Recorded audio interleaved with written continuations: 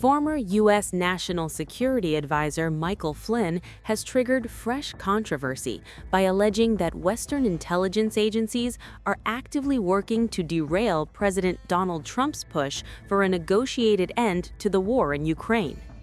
In a post on X on Sunday, Flynn claimed that the CIA is cooperating with Britain's MI6 and intelligence services across Europe to undermine Trump's diplomatic outreach, reviving his long-standing warnings about what he calls the U.S. deep state.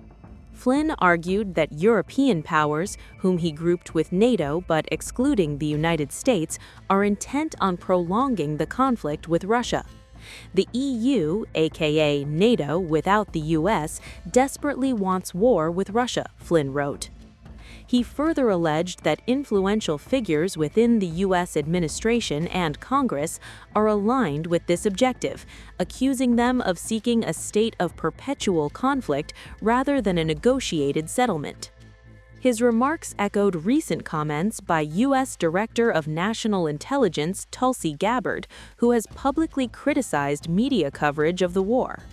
Gabbard accused Reuters of spreading what she described as misleading narratives about Russian intentions, claiming such reporting was designed to weaken Trump's diplomatic efforts and push the United States toward further escalation.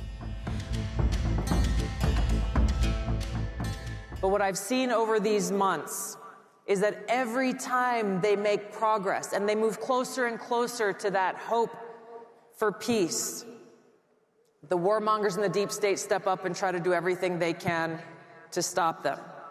Predictably, they use the same old tactics that they've always used. The deep state within the intelligence community weaponizes intelligence to try to undermine progress. They leak it to their friends in the mainstream propaganda media to try to spread this and push a false narrative.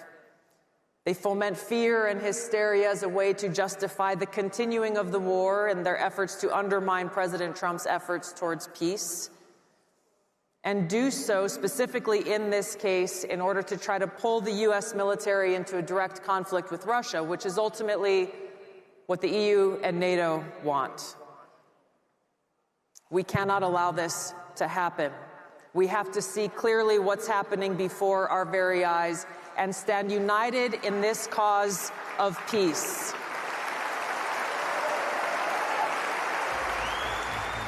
Responding to a Reuters report, Gabbard said U.S. intelligence assessments indicate that Russia does not currently have the capability to conquer all of Ukraine or pose a direct military threat to Europe. Meanwhile, Flynn went further by urging Trump to reject what he described as distorted assessments coming from Europe and parts of the U.S. intelligence community. He called on the president to put his foot down against what he characterized as false information being fed to Washington about Eastern Europe. Flynn also criticized continued U.S. financial and military support for Ukraine, arguing that American taxpayers were funding a war they no longer supported. In particularly sharp language, Flynn accused Ukrainian President Volodymyr Zelensky of consolidating power under the cover of wartime emergency. He alleged that Kyiv has suppressed political opposition and delayed elections, including within Ukraine's parliament, the Verkhovna Rada. "We, the people of the United States, no longer want this war," Flynn wrote, adding that Washington should stop spending money on what he called an increasingly authoritarian government in Kyiv. These comments come at a sensitive moment, as U.S. and Russian representatives engage in quiet back-channel diplomacy.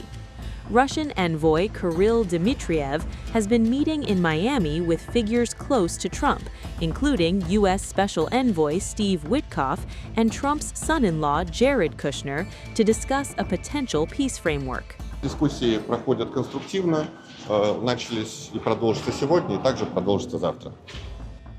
Moscow has accused European NATO members of attempting to interfere in the talks by revising U.S.-backed proposals and advocating the seizure of frozen Russian assets to finance Ukraine.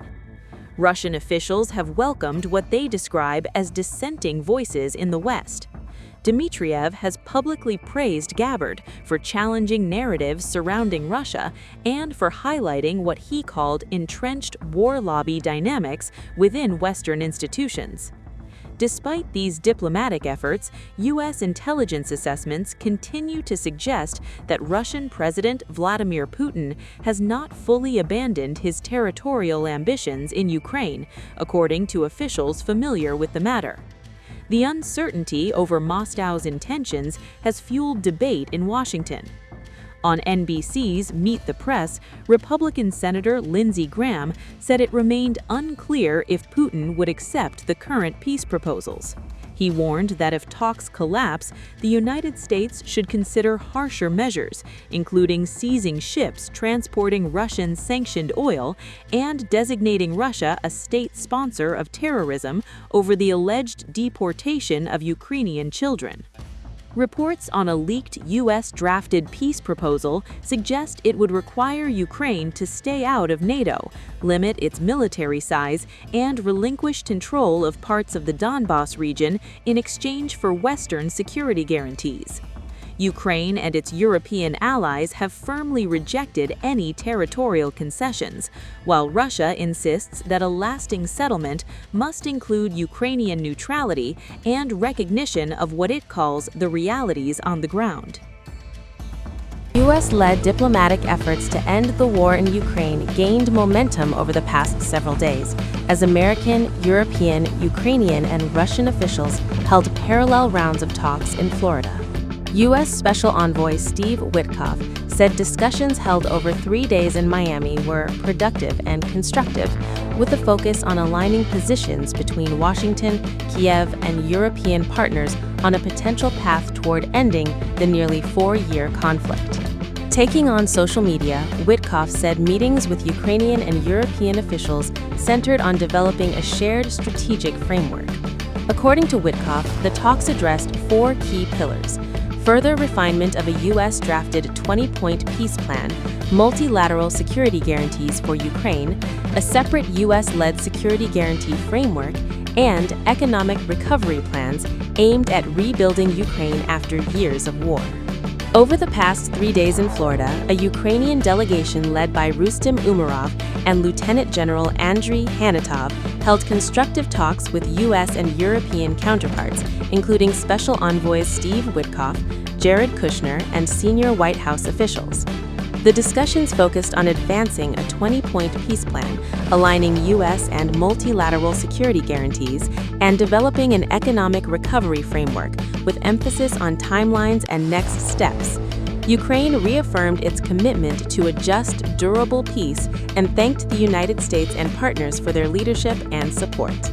He added that negotiators paid particular attention to timelines and the sequencing of next steps, stressing that peace must offer a dignified foundation for a stable future. The Miami meetings came as President Donald Trump continues to push for a swift resolution to the conflict. However, fundamental differences remain. Russia has signaled it wants to retain Ukrainian territory it currently occupies, while Kiev has repeatedly rejected any territorial concessions. Well, they're getting close to something, but I hope Ukraine moves quickly. I hope Ukraine moves quickly because Russia's there. And, every time they take too much time, then Russia changes their mind. 27,000 soldiers were killed last month. Think of that. What do you think of that, doctors? 27,000, it's like a half a football stadium, were killed in 1 month. Running parallel to the Ukraine-focused talks, Witkoff and Trump advisor Jared Kushner also met with Russian President Vladimir Putin's special envoy, Kirill Dmitriev. In a post on X, Witkoff described those discussions as constructive and said Dmitriev had met with an American delegation that included Kushner and White House official Josh Grunbaum. Witkoff wrote that Russia expressed commitment to achieving peace and appreciation for U.S. involvement, though neither side disclosed concrete outcomes. Dmitriev, in a brief comment, said talks would continue and hinted at further engagement, saying, "Thank you, Miami. Next time, Moscow." U.S. and European officials have acknowledged progress on security guarantees for Ukraine, though it remains unclear whether Moscow would accept those terms. The Kremlin has now taken a cautious tone. Putin's foreign policy aide, Yuri Ushakov, said Dmitriev would brief the Russian president upon returning home and warned that Moscow remains skeptical of revisions proposed by Ukraine and European states. Ushakov argued that European-backed changes to U.S. peace proposals could undermine prospects for a lasting settlement, though he acknowledged he had not reviewed the documents directly. Kremlin spokesman Dmitry Peskov echoed that sentiment, saying European participation in negotiations does not bode well for progress. Meanwhile, U.S. intelligence assessments continue to suggest that Putin has not abandoned his territorial ambitions, according to multiple sources familiar with the intelligence.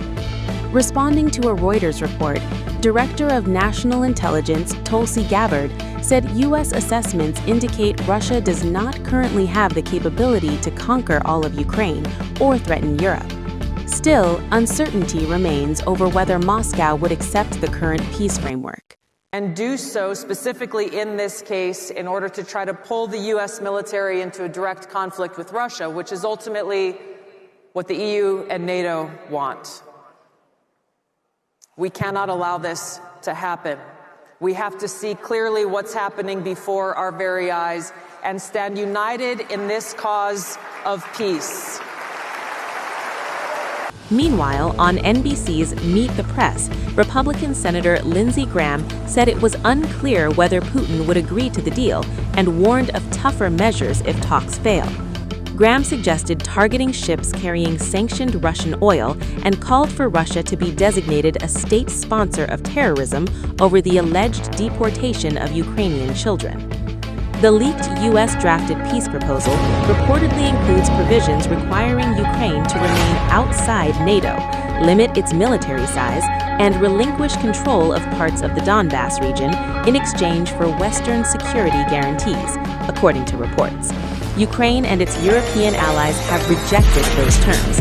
Russia, for its part, insists any settlement must include Ukrainian neutrality and recognition of what it calls realities on the ground.